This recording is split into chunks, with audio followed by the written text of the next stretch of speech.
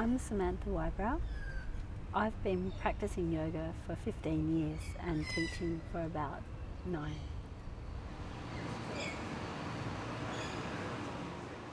Yoga was always a side thing for me for many years. So I was still running. I'd moved to London and I was rock climbing and running and cycling, and yoga was a secondary thing.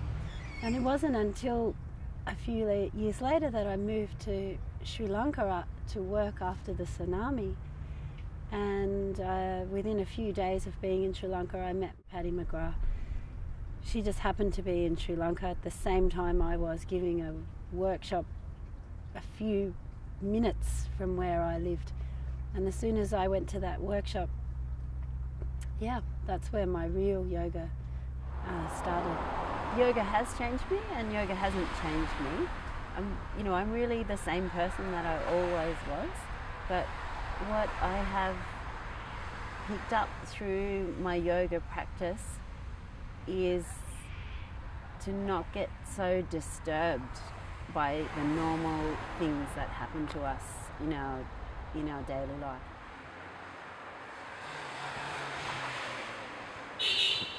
So I try to also go different places and do yoga in places that perhaps you might not normally expect people to be doing yoga, and I take photos of me inside the Selasi's polyhedron, or on the edge of a block somewhere, or in bike racks, or in the middle of a road or a busy place or somewhere like that. So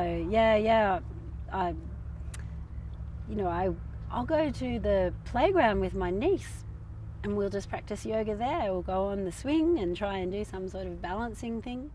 One of the things about being here around the lake, I moved back to Canberra after 20 years. I love Canberra. I've always loved Canberra. I brought my yoga teaching back here, and that's the first thing I wanted to do, was to come back here and figure out a way to practice and teach yoga, because I truly enjoy teaching other people. It gives me great joy to do that. We are all practicing at whatever level that we are at. We have Chris doing handstands, and we had a new student who'd never done yoga before, just, putting her hands on the ground, no feet off the air. You can practice at your level. I chose to come to the lake to practice because I think it's delightful, but also because I see everyone else doing all of their things. There are these people out here rowing, there are people running, there are people cycling, there are boot campers and steppers and gymnasts. I don't know, there's so many interesting people to see out here, and I want our yoga to be out here. I was riding my bike around the Lake Burley Griffin, and I saw Samantha practicing on her own. It was a public holiday and I didn't have any yoga classes to teach, and I had my own self-practice. And I thought she was amazing, like the way she was moving, so I just stopped and watched her. After practice, Chris, well, I didn't know him as Chris, this guy came up to me, asked me, "What are you doing?" I said, "This is yoga." He said, "Oh, it looks so," I don't know, he said something like, "Oh, I'd really like to learn, it looks so beautiful." I started my blog because I really, there's only so much that you can teach in the class, and I would sort of see things in class that I picked up on and I couldn't explain enough in the class. There's a balance between I need to flow through a class. Started making videos and taking photos, and of course trying to take them in interesting places.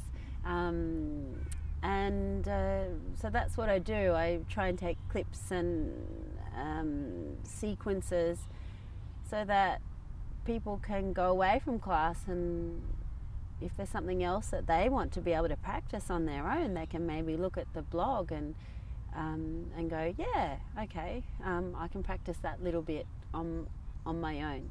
I go back to this idea that really I want my students to be their own best teachers. I've said it, I say it to them all the time. I want you to come to class because I'm just, you want to hang around with me, not necessarily because I've got anything more to teach you. One of the things that I'll remind people is that, to move circulation and energy through your body effectively, you need to stop overstretching, stop over tensing, stop overthinking, and we also say stop over breathing in our practice. I ask students to follow my clicks and movements and my verbal instructions as well. So I'll make a sound to indicate that I'm going to change position.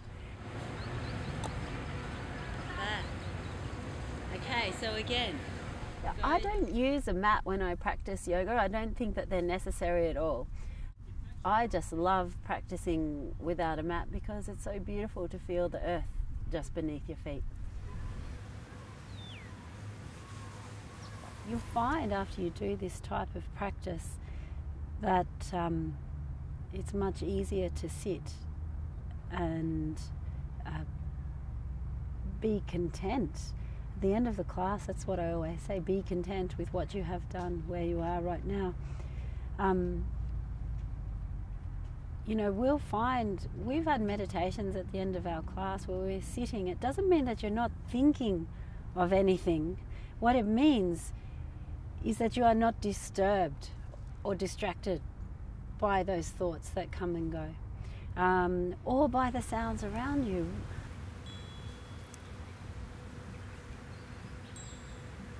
I just hope that I'll be, you know, in my 70s and 80s and still be out doing yoga in whatever way that I can, and teaching other people who want to be taught.